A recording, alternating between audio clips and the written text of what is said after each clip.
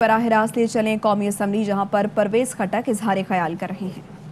$500 billion से तो मुल्क एक महीना भी नहीं चल सकता। तो ये हमें क्या छोड़ कर गए? ख़जाना खाली छोड़ गए थे। ये कहते हैं, इल्ज़ाम लगाते हैं, हम अपनी कारकर्दगी बताते हैं। इनके हमें $500 बिलियन छोड़े थे, अभी हमारे पास $25 बिलियन हैं, हमारे ख़जाने में मौजूद है। और ये जो इल्ज़ामात लगाते हैं, ये कभी अपने गिरबान में देखते ही नहीं। इनकी कारकर्दगी हमारी कारकर्दगी में ज़मीन आसमान का फ़र्क है। इस वक्त मैं हम शुक्रिया अदा करते हैं ओवरसीज़ पाकिस्तानीज़ का, जिन्होंने बहुत बड़ी मदद की। हमने यहाँ पर एक्सपोर्ट बढ़ाए, यहाँ पर आईटी के तकरीबन $2 अरब तक एक्सपोर्ट चले गए। ये आईटी में तरक्की नहीं कर सकते, आईटी से तो दुनिया चलती है। आज दुनिया का जो इकॉनमी है वो आईटी के ज़रिए सारी दुनिया बढ़ रही है, लेकिन इनकी कारकर्दगी हमारे टोटल मेरे ख्याल में 10 करोड़ डॉलर भी नहीं थे एक्सपोर्ट। इसी तरह ये बात करते हैं कि बेरोज़गारी है। ये कंस्ट्रक्शन, जो मुल्क चलते हैं वो कंस्ट्रक्शन से चलते हैं। अगर मुल्क में तरक्की होती है, आबादी कारोबार बढ़ता है, तो वो कंस्ट्रक्शन से बढ़ता है, क्योंकि कंस्ट्रक्शन के साथ सारी इंडस्ट्री उसके साथ मुल्क है। अगर इंडस्ट्री को, अगर ये कंस्ट्रक्शन को इन्होंने मराहत दिए होते तो आज इस मुल्क में जो हमारे कमियां हैं वो पूरी हो जाती। इमरान खान ने क्या किया? कंस्ट्रक्शन के लिए मराहत दी, टैक्सेस में माफ़ी दी, इसको एज ए इंडस्ट्री डिक्लेयर किया।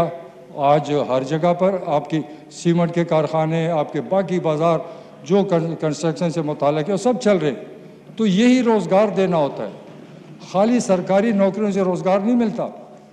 इस वक्त मैं अभी भी कहता हूँ, ये कहता है लोग मुझे निकाल के बताओ कि कौन इस वक्त बेरोज़गार है। आपको मज़दूर नहीं मिलता, आपको घरों में नौकर नहीं मिलते, क्योंकि लोग सिर्फ सरकारी नौकरी चाहते, कोई मेहनत नहीं करना चाहता। आज मैं जब 38 साल पहले सियासत में आया तो हमारे जो इलाके गांव थे सारे कच्चे थे। आज कोई मकान दिखा दे मुझे, मैं अपने सूबे की बात करता हूँ, तो कहाँ पर गुर्बत आ गई। गाड़ियाँ नहीं थी किसी के पास, मोटरसाइकिल नहीं थे। आज हर एक जो है अच्छी ज़िंदगी गुजार रहा है। ये बिल्कुल गलत प्रोपेगेंडा है कि लोग भूखे हो गए। मेरे सूबे में आओ, मैं आपको फिराता हूँ, मुझे कच्चा मकान दिखा दो, तो मैं कहूँगा कि ये मुल्क पीछे जा रहा है। अगर इन लोगों ने इकोनॉमिक्स पढ़ी हो तो ये आया है कि दुनिया में महंगाई हर जगह जा रही है। अमेरिका में भी महंगाई हो रही, यूरोप में भी हो रही है, लेकिन उसका एक फार्मूला है। अगर आवाम की ज़िंदगी या स्टैंडर्ड ऑफ लिविंग वो नीचे जाए और मुल्क में महंगाई आए तो वो तबाही है। अगर आवाम की ज़िंदगी बेहतर हो रही है, उनके पास पैसा है ख़रीद के लिए, तो वो मुल्क में तबाही नहीं, वो मुल्क की तरक्की है। क्योंकि महंगाई और लोगों की ज़िंदगी आपस में जुड़ी हुई है। दुनिया में आज देखो, अमेरिका में कौन सा चीज़ सस्ता हुआ, यूरोप में कौन सा चीज़ सस्ता हुआ। उनकी ज़िंदगी भी जो उनके आमदन है वो भी बढ़ रहा है और मुल्क भी तरक्की कर रहा है। जो जिस मुल्क में महंगाई नहीं हो, सब कुछ रुक जाए, तो वो मुल्क रुक जाएगा।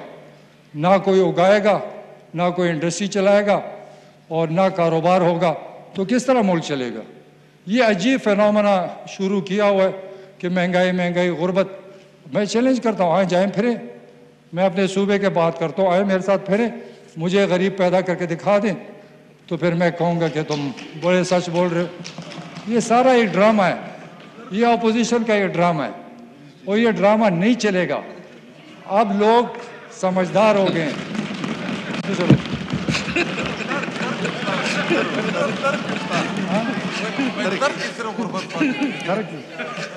हमारे MNA साहब कह रहे हैं करक में गुर्बत है, मैं मानता हूँ होगा। अच्छा चलो बात सुन ले, कोई बात नहीं। फिर यही इन्हीं कारखानों की वजह से और इन्हीं कंस्ट्रक्शन की तरक्की की वजह से रोज़गार बढ़ता है। मैं ख़ुद कंस्ट्रक्शन का काम करता हूँ, बड़ी मुश्किल से लोग मिलते हैं कि आके काम करें, लेकिन ये फिर भी कहते हैं बेरोज़गार। ये मेरे साथ फिरें, कोई जगह ऐसी नहीं है कि जितनी हवा इन्होंने उड़ाई है ये बिल्कुल नज़दीक भी नहीं है सच्चाई के। और ऐसा लगता है अपोजिशन का कि ये इतना झूठ बोलेंगे कि वो सच नज़र आएगा। तो ये झूठ अब कामयाब इसलिए नहीं होगा कि पाकिस्तान के लोग तालीम याफ्ता हो गए, समझदार हो गए, इनकी हंसी से कुछ नहीं बनेगा। तो 2023 में इंशाल्लाह इनको पता चलेगा कि इमरान खान क्या है।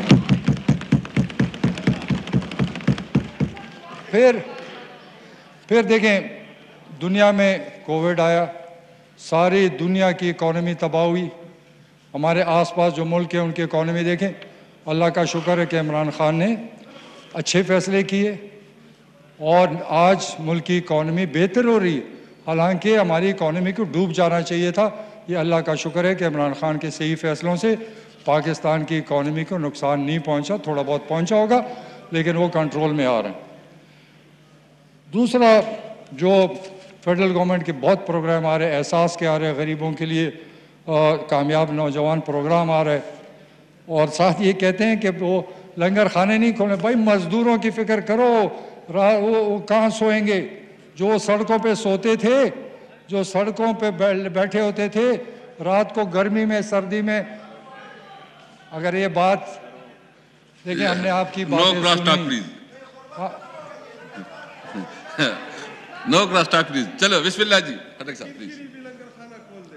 देखें, हमने इनकी बातें सुनी, अगर इनको बर्दाश्त नहीं है बातों को, चले जाएं, मैं अपनी स्पीच करने दें मुझे।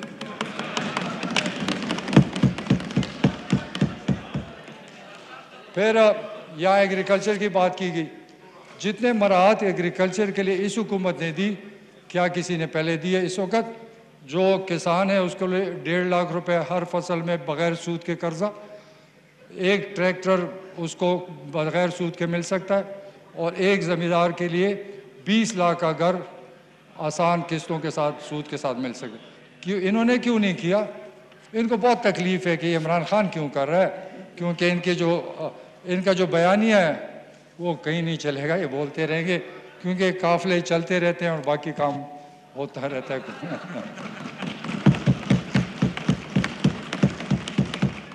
अच्छा, मैं अब सूबे पर आता हूँ। जनाब शहबाज शरीफ साहब ने तनकीद की कि खैबर पख्तूनख्वा में एक यूनिवर्सिटी भी नहीं बनी। मैं इस फोरम से जनाब शहबाज शरीफ को चैलेंज करता हूँ कि आए मनाजरा करते हैं। आपकी 20 साल की कारकर्दगी और मेरी 5 साल और ये मौजूदा 3 साल की कारकर्दगी से बहुत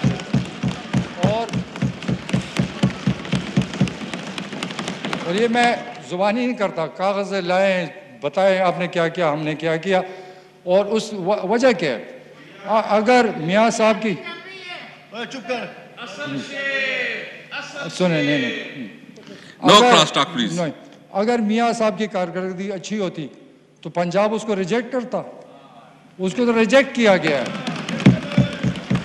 अगर हमारी कारकर्दगी खराब होती तो हम 2/3 कैसे ले लेते? हमने इनको ऐसी शिकस्त दी कि सारी उम्र याद करेंगे और आइंदा भी देंगे इंशाल्लाह। अब मैं सिर्फ ये बात करता हूं कि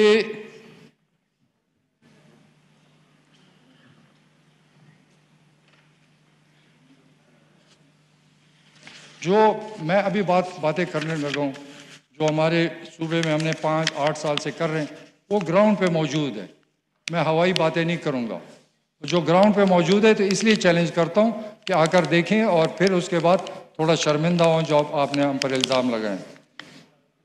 सबसे पहले जब हमारी हुकूमत 2013 में बनी, आपको पता है उससे पहले हैदर होती साहब की हुकूमत थी, दहशतगर्दी थी, बुरा हाल था, तबाही की तरफ सूबा जा रहा था, रोज़ हम लाशें उठाते थे, बड़े मुश्किलात में थे।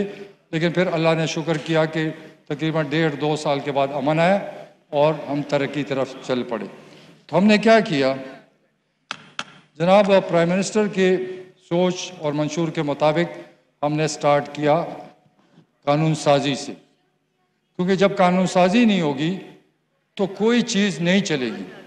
तो हमने सबसे पहले राइट टू इन्फॉर्मेशन लाए। उस वक़्त वफाक की इनकी हुकूमत थी, मैं उसको फॉलो करता रहा। हमारी राइट टू इन्फॉर्मेशन ऐसी थी कि कोई चीज़, कोई अफसर, कोई वज़ीर आला कोई चीज़ नहीं छुपा सकता। एक आम शहरी एक कैप्टन से सारा